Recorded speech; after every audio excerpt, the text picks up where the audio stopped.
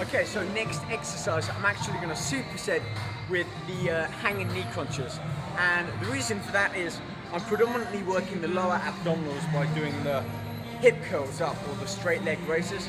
So I want to go and work the upper abdominals now, to work both the upper and lower of the rectus abdominis. So a great exercise to supplement with the hanging knee crunches are pull downs, or rope pull downs.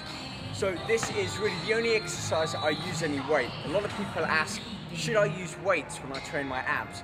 Well, as I've already explained, abs are quite a unique structure in the sense that it's more of a sheath of muscle, and they don't have full-bellied muscles like your biceps or your quads or even your chest do.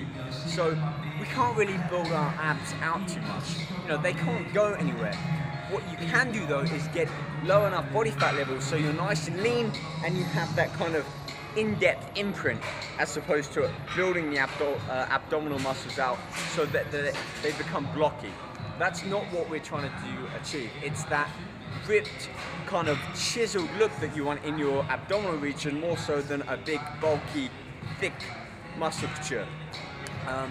But for doing rope pull downs, we need a little bit of resistance. So it's all relative. You're going to kind of feel it when you're doing the exercise as to whether the weight is too heavy for you or too light. You want to have just enough resistance throughout that full range of movement so that when you're pulling down, you can feel the abdominal having to work, not having to strain, and that's the difference. Anyway, let me show you how to do it.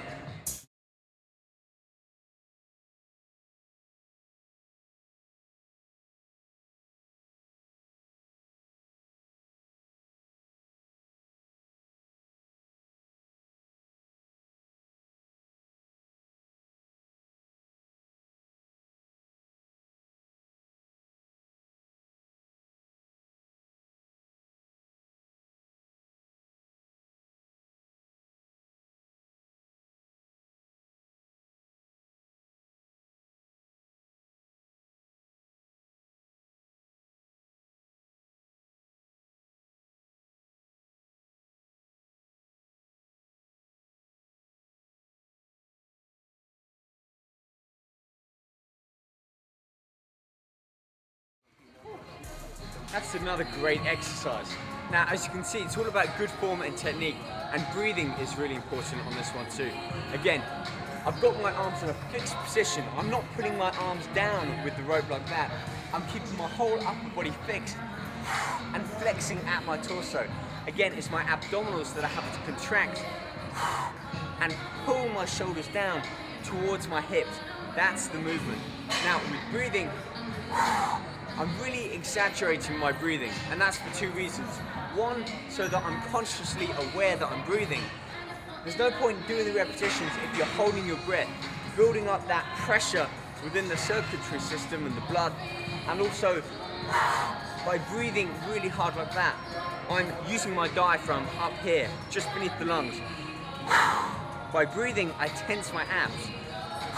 I get more of a contraction, a deeper contraction, which makes the exercise even more focused for the ab. Okay, let's do a few more.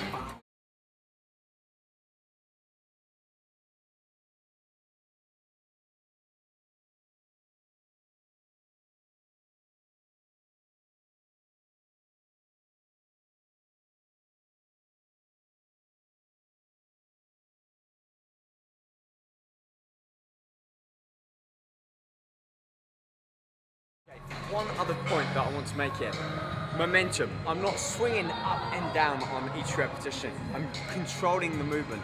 At the end of each movement, I'm pausing momentarily, just enough to reduce any momentum that I may have built up from swinging up and down.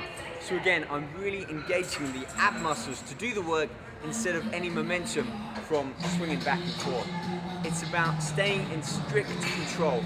Tempo, as you can see, maybe 2 up, 2 down, doesn't really matter, but the slower that you go, the more resistance and stress that you're putting on the abs, and the more quickly you're going to fatigue. So make sure you do them in good tempo, but don't go too fast that you build up any momentum, or don't go too slow, certainly any longer than 4 seconds.